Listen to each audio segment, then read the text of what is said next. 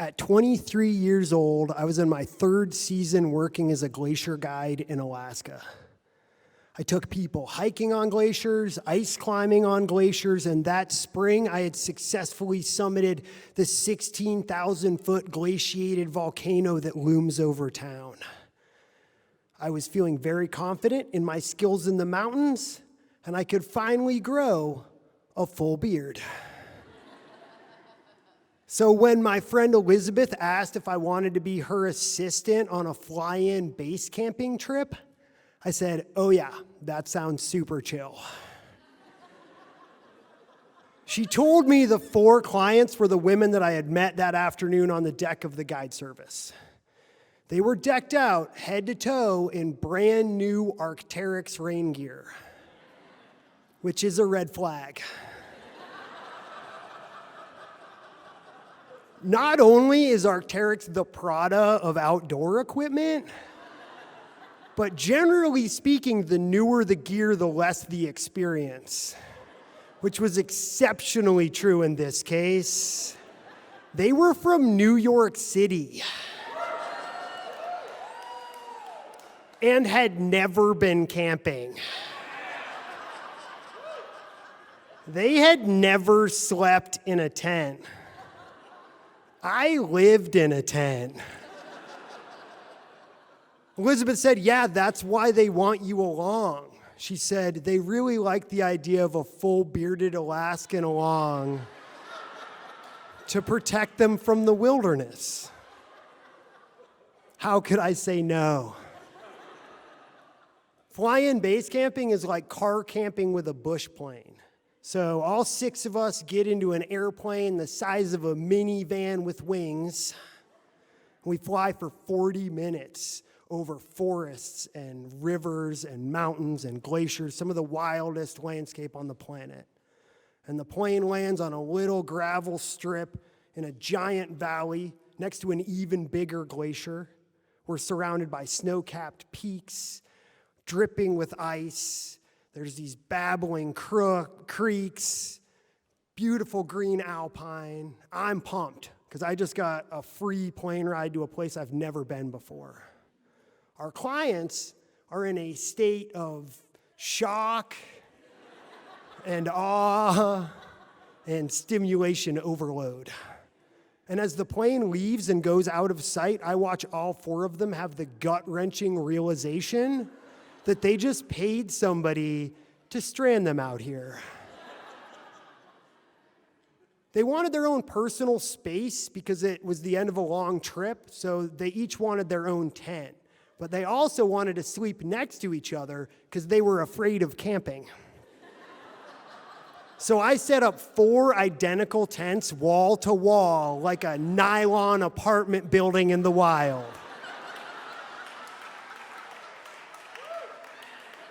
And that night, Elizabeth cooked dinner and I entertained, and their first night out was like an REI ad come to life. The goal of this weekend was to have a relaxing trip, maybe take a couple day hikes. So the next day we set out to hike to this area of alpine on the other side of the valley. And it was a beautiful, sunny summer day. But after a couple hours of rocky walking, morale was low. This was the end of their whirlwind, let's go everywhere in Alaska trip, and they were kind of over it. And I'm pulling out all the stops, too. I'm doing interp on geomorphology, pointing out the patterns glacial output streams carve, telling lichen jokes. Fun stuff. None of it is landing. We get to the head of the valley and we see that the easiest way into the alpine is over this glacier. And Elizabeth and I take people hiking on glaciers all summer long. We don't have our full kit, but it's good weather, good hikers, we're good to go. And when we get up on the ice, everything changes. Summer glaciers are alive. The ice is sparkling. There's these creeks carving these beautiful channels. There's these blue pools of water that are reflecting that glacier blue from the inside. It's stunning. And our clients start enjoying themselves. They're engaging with the environment. They're taking selfies, doing yoga poses. This is what they're here for. And then we encounter a little bit of snow, and then a little bit more snow. And when you are on a winter glacier that's covered in snow, it's customary to rope yourself to each other in case somebody unexpectedly breaks through the snow and falls into a crevasse. In the summer, the snow is gone and you can see all the crevasses and just walk around them. This is a summer glacier, but there's some patches of winter left over. So Elizabeth goes ahead to scout our way off of the ice, which can be problematic. And I stay behind guiding our clients. And I've got them behind me in a single file line, and I'm making sure to stay as much as we can on the exposed ice. And if we have to step on snow at all, I use my ski pole to probe it first to make sure that it's snow over ice, not snow over air. And now I'm having a good time. I'm moving my clients through terrain. I'm picking lines that are mostly ice. If I got to deal with a little bit of snow, I probe, I step, I probe, I step. I'm thinking, I am a good guide. Then the next step I take is just in front of my probe pole, and the snow beneath me disintegrates instantly. And I begin to free fall into the glacier immediately. And for long enough to think a few things. First, I'm gonna die. Followed by, what an embarrassing way for a glacier guide to die. And then, hey, let's try and not die. And I put my arms and legs and ski pole out to try and slow me down, and I come to a stop on this rotten pile of snow. I'm 20 feet below the surface of the glacier. It is dark and cold.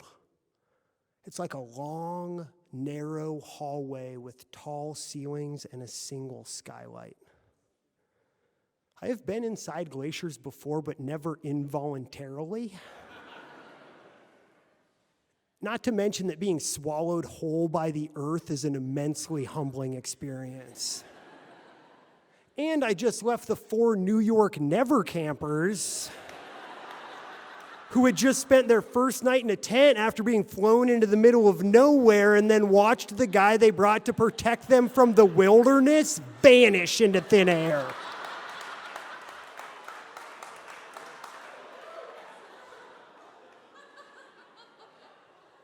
I assessed my situation, and I was not injured besides my ego. I couldn't see or hear my clients. I didn't know where Elizabeth was, so I decided the best thing to do was to wait. My mind was racing.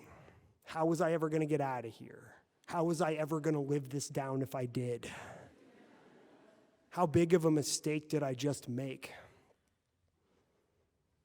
I knew that I was already starting to get cold, and I knew that our emergency equipment and technical gear was over a 2-hour hike from where we were.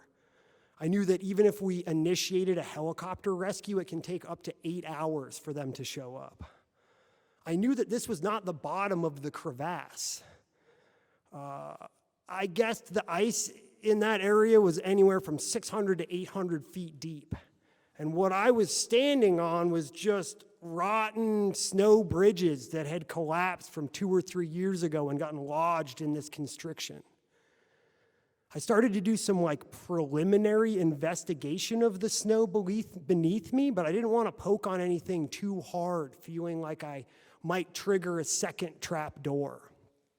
And that's how most people who perish in crevasse falls go, as they fall down to a point where they get squeezed by the walls of the ice and are slowly crushed.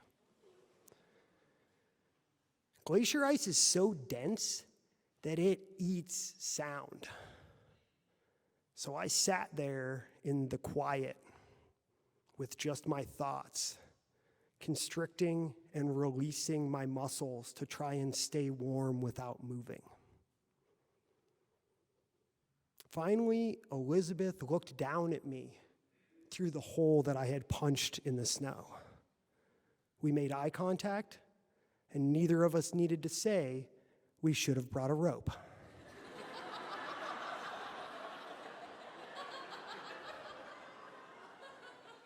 We went into problem-solving mode, and I told her I thought that I could climb up a ways, but I didn't know how to get past the overhanging lip of snow at the top of the crack. It's hard to get past the snowy lip even if you're roped in and you fall into a crevasse. By punching through, you create this overhang that you have to somehow get over. And Elizabeth's eyes lit up, and she said, "If you can get up here, I can get you past that lip." And then she disappeared. By the time I started climbing, I had been in this crevasse for at least 20 minutes. And I'm cold and I'm stiff, and it was narrow enough that I could touch each wall. And I start pushing and pulling on the walls with my hand and using smaller cracks as handholds, improving tiny ledges with my ski pole, and I climb up 5 feet and 10 feet. And then I look down, and I do not like what I see. This snow I had landed on looks like cotton candy, and there's darkness through the holes, and any time that I knock an ice crystal through them, I cannot hear it hit the bottom.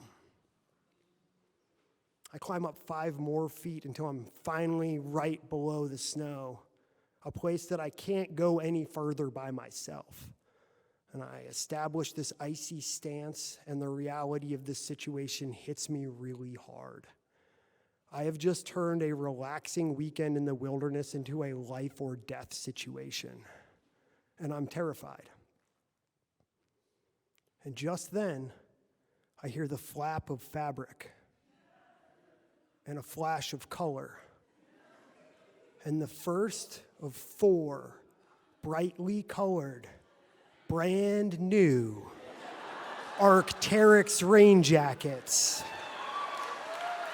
tied sleeve to sleeve, is lowered down in front of me. And I had never been so happy my clients had brand new rain gear. And I grab a hold of what is at least a $3,000 rope. And Elizabeth and those New Yorkers pulled me past the lip and into the sunshine.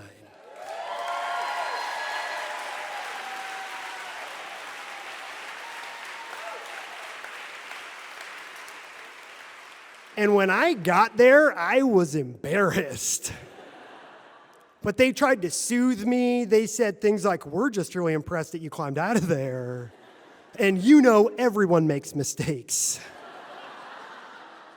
They even swore themselves to secrecy to hide my shame, which I hope they told some people, because that is one doozy of a first-time camping tale. I myself didn't tell anybody for years. I was so ashamed of this incident.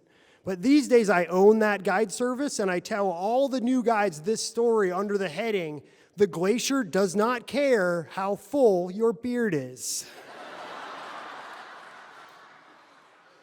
Because the truth is, we all do make mistakes, and the real shame is not being able to admit them and share them with others so that we can all learn.